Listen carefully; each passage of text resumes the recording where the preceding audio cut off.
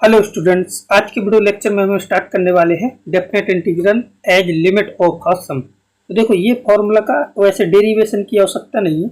यहाँ पे ये जो लेंथ देख रहे हो ये आपकी एच होती है, ये हाइट यहाँ से यहाँ, जैसे ये पॉइंट ए है और ये पॉइंट आपका बी है। तो यहाँ तक अगर इंटीग्रेट करना है, कॉन्सेप्ट क्या है इसका कि एक रेक्टेंगल, जैसे हमने एक ये छोटा सा रेक्टेंगल यहाँ पे बनाया, ऐसे करके हमने बहुत सारे रेक्टेंगल बनाए और उन सबको ऐड कर दिया। जैसे ये रेक्टेंगल है, इसका एरिया आएगा और इस रेक्टेंगल का एरिया आएगा, एरिया ये आ जाएगा। अब जब हम इनको ए से बी तक, और इसको मान लेंगे कि ऐसे बहुत सारे रेक्टेंगल है, तो ये जो लेंथ है ये एच है और ये इसकी हाइट है। तो इस रेक्टेंगल का एरिया क्या होगा, लेंथ इंटू ब्रेथ एरिया आएगा। ऐसे सभी रेक्टेंगलों का जब एरिया ऐड कर दोगे तो ये फॉर्मूला आएगा। तो ये लिखा है a to b f x d x equal to, इसको हम समेशन की फॉर्म में ऐसे लिख सकते हैं, limit n tends to infinity और summation r equal to 1 to n h f a plus r h. ठीक है, जब इसको ओपन करोगे तो ये जो ऊपर लिखा है ये आ जाएगा आपका। और ये जो एच है, एच इक्वल टू होता है बी माइनस ए अपॉन एन। ठीक है, यहाँ एच की जगह ये रख दोगे बी माइनस ए अपॉन एन, यहाँ पे बी माइनस ए अपॉन एन, और बाकी आर की वैल्यू 1 से लेके एन तक पुट करोगे तो ये आपकी मिल जाएगी। ठीक है, तो ये आपका फॉर्मूला है। अब इसके बाद देखो इसका यूज कैसे करते हैं क्वेश्चनों में, ये मैं आपको करके दिखाता हूँ।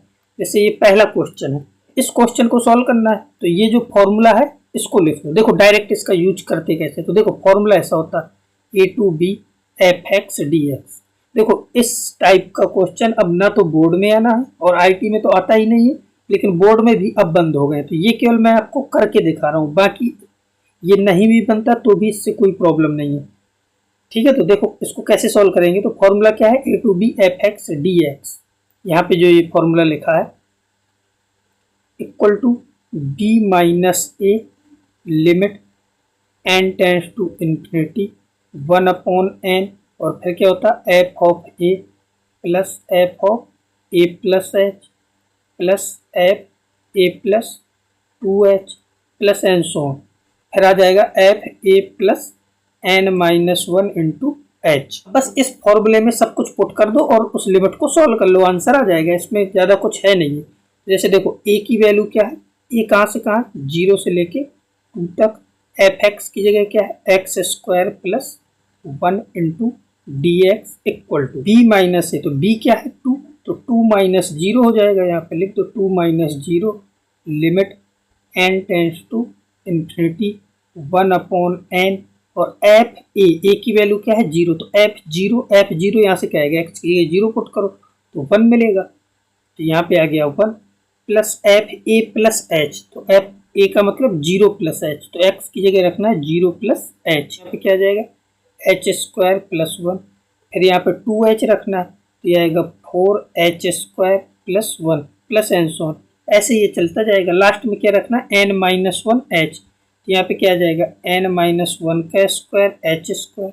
h की वैल्यू क्या है, तो h आप यहाँ से देख सकते हो कि h इक्वल टू क्या होता है b माइनस ए अपॉन एन। तो b क्या है आपका 2 माइनस 0 अपॉन एन, तो यहाँ से क्या आ जाएगा 2 अपॉन एन। ये h की वैल्यू, तो h की जगह रखना है 2 अपॉन एन, तो बस यहाँ पे पुट कर दो, h की जगह पुट करो 2 अपॉन एन, तो आ जाएगा 2 limit n tends to infinity, और ये क्या है 1 अपॉन एन, 1 प्लस h की जगह हमें पुट करना है 2 अपॉन एन, तो यहाँ से क्या आएगा 4 अपॉन एन स्क्वायर प्लस, और यहाँ पे 4 और इसकी जगह भी 4 upon n square plus 1 plus n so on. ऐसे लास्ट में n माइनस 1 का होल स्क्वायर और 4 अपॉन एन स्क्वायर। यहाँ पे h की वैल्यू भी पुट हो गई। अब इसके आगे क्या करोगे 2 times limit n tends to infinity 1 upon n, 1 कहाँ तक जाएगा n बार, तो इसकी तो वैल्यू आ जाएगी n प्लस, और यहाँ पे 4 अपॉन एन स्क्वायर कॉमन ले लो, तो यहाँ पे बचेगा 1 प्लस यहाँ पे 4 अपॉन एन स्क्वायर, तो 4 बचेगा, 1 प्लस 4 आएगा प्लस इसके बाद 9 आएगा, ऐसे एन सो ऑन। एंड में क्या आएगा n माइनस 1 का होल स्क्वायर। इसके बाद इंटीग्रेशन क्या था 0 to 2 x square plus 1 into d x equal to 2 times limit n tends to infinity. अब इस n को भी अंदर भेज दो, ये n को अंदर ले जाओगे तो यहाँ क्या बचेगा 1 प्लस, और यहाँ पे ये जाएगा तो ये आएगा 4/n³ हो जाएगा।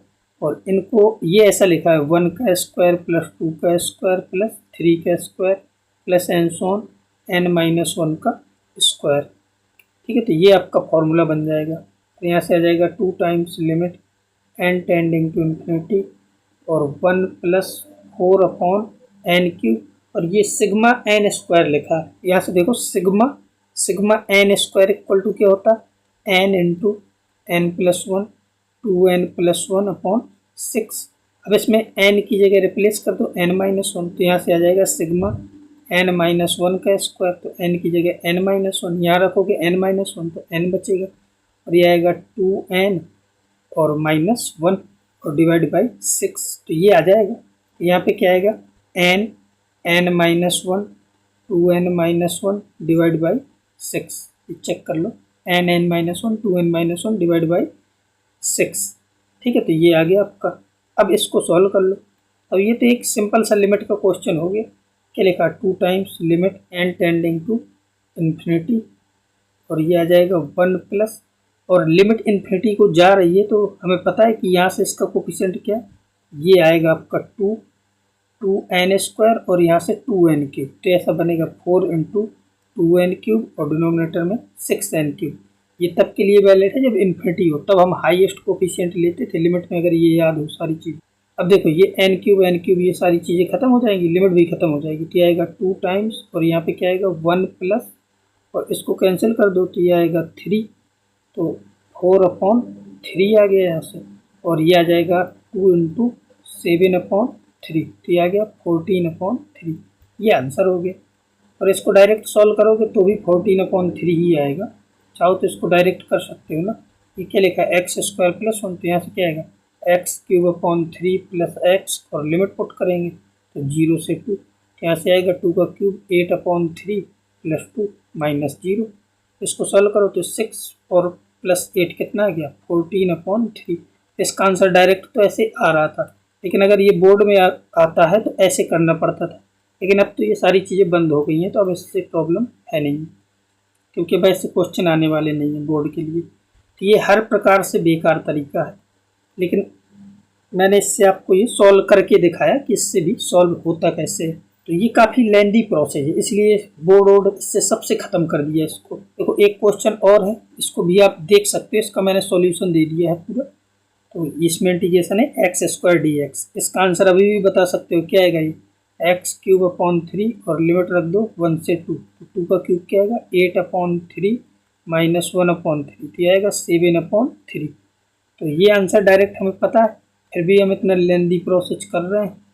ठीक है, क्योंकि पहले ऐसे आता था तो करना पड़ता था, अब तो आवश्यकता नहीं है। देखो इसमें सॉल्यूशन, इसमें वो जो बड़ा सा फॉर्मूला था उसको सिग्मा के रूप में हमने लिख दिया छोटा सा, और इसमें अब ये सारी चीज़ें वैल्यू पुट की गई हैं और इसको सॉल्व किया गया है। तो यहाँ से आप ये वीडियो को पॉज करके और इसका ये सॉल्यूशन देख सकते हो। ठीक है, आपको ये पता चल जाएगा कि ये कैसे सॉल्व हुआ। देखो अपने मेन टॉपिक पे आ जाते हैं। जो मेन से एडवांस में क्वेश्चन आएगा वो इस टाइप का होगा। इसमें रिवर्स क्वेश्चन आता है, ये जो दिया है ये डायरेक्ट लिमिट दी होगी। इस क्वेश्चन में क्या है कि इंटीग्रेशन दिया है, तो इसको लिमिट की फॉर्म में कन्वर्ट करना है। अब यहाँ से जो मेंस और एडवांस में क्वेश्चन आएगा वो रिवर्स क्वेश्चन आता है, यानी कि आपको ये लिमिट दी जाएगी, आपको उस लिमिट को इंटीग्रेशन में कन्वर्ट करना है, फिर उसका इंटीग्रेशन करके आंसर बताना है। तो हम डायरेक्ट इस क्वेश्चन में आ जाते हैं। अब इस टाइप के क्वेश्चन हमने वहाँ भी किए थे जब हम लिमिट पढ़ रहे थे। प्ले लिस्ट में जाके आप लिमिट वाला सेक्शन होगा, उसमें से शायद सेकेंड लास्ट वीडियो होगा, वैसे मैं डिस्क्रिप्शन में लिंक डाल दूंगा, तो आप वहाँ से भी जाके इसको देख सकते हैं। ठीक है, तो देखो इस टाइप के क्वेश्चन हमने किए कैसे थे कि जैसे ये लिमिट की फॉर्म में दी जाएगी, अब इसको कन्वर्ट करना होता है, और इसमें हमने शॉर्टकट भी बताया था। देखो शॉर्टकट क्या था, सबसे पहले ये देख लो। देखो यहाँ पे जो भी फंक्शन दिया जाएगा उसको हमें r/n की फॉर्म क्रिएट करनी होती है। पहला स्टेप तो ये हो जाएगा अपना। ठीक है, सेकेंड स्टेप में अच्छा ये जो r/n होता है इसको हम x पुट कर देते हैं, रिप्लेस कर देते हैं, 1/n रिप्लेस हो जाता है dx से। ठीक है, और जो सिग्मा होता है ये रिप्लेस हो जाता है इंटीग्रेशन से। बस इतना ही चेंज करना है, बाकी ये क्वेश्चन आ जाएगा। देखो हम इसको सॉल्व करते हैं तो आप स्वयं समझ जाओगे। जैसे कि ये क्वेश्चन दिया, तो सबसे पहले इसमें सिग्मा की फॉर्म बनाओ। तो सबसे पहले मैंने क्या किया, इस इंटीग्रेशन को सिग्मा की फॉर्म बनाया, limit n tending to infinity. अब देखो यहाँ पे ये जो ऊपर टर्म लिखा है ये 1 1 फिक्स है, तो वहाँ ऊपर तो 1 ही आ जाएगा, नीचे n सब में आ रहा है तो n भी आएगा, प्लस फिर यहाँ से 0 1 2 3 4 ऐसे बढ़ रहा है तो n प्लस r आएगा। अब r का मान जैसे 1 रखोगे तो ये टर्म मिलेगा, 0 रखोगे तो ये मिलेगा। तो r की जगह जब 0, यानी कि r कहाँ से शुरू होगा, 0 से लेके और जाएगा कहाँ तक, तो यहाँ से देखो 0 1 2 और लास्ट में ये जो 4n लिखा है, 4n का मतलब है n प्लस 3n, क्योंकि n तो फिक्स है ना, तो n पहले आएगा प्लस 3n। तो r की वैल्यू 0 से लेके कहाँ तक जा रही है, 3n तक। तो r 0 से 3n तक वेरी कर रहा है। ये जो आपका है ये बन गया सिग्मा की फॉर्म। तो सेकेंड स्टेप क्या है कि r बाई एन की फॉर्म बनानी है, सिग्मा में कन्वर्ट करने के बाद r बाई एन की फॉर्म बनानी है। अब यहाँ r बाई एन की फॉर्म ढूंढो, तो देखो यहाँ से r बाई एन की फॉर्म बनाने के लिए limit n tends to infinity sigma r equal to 0 to 3n, और यहाँ से हम एक n कॉमन ले लो, यहाँ से n कॉमन लोगे तो क्या आएगा 1 प्लस, यहाँ बचेगा 1 प्लस r बाई एन, और जो कॉमन लिया है n उसको ऐसे बाहर लिख दो। अब देखो r बाई एन की फॉर्म बन चुकी है, तो बस अब अपना काम हो गया। अब इन सबको कन्वर्ट कर दो, ये सिग्मा को इंटीग्रेशन में कन्वर्ट कर दो, और ये लिखा है 1 plus 1 upon 1 plus r by n की जगह x लिख दो, ठीक है, और 1 अपॉन n की जगह dx लिख दो। अब आ जाओ लिमिट में, तो लिमिट के लिए ये जो लिमिट दी है ये किसकी लिमिट है, r की, यानी कि r कहाँ से कहाँ वेरी कर रहा है, 0 से 3n तक।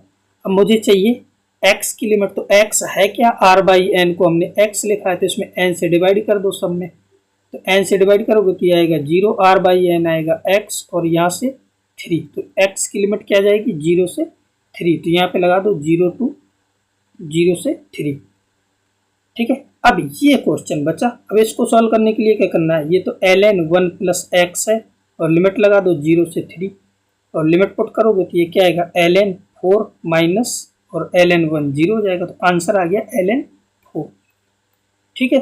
तो ऑप्शन नंबर कौन सा करेक्ट है इसका, ऑप्शन नंबर सी करेक्ट है।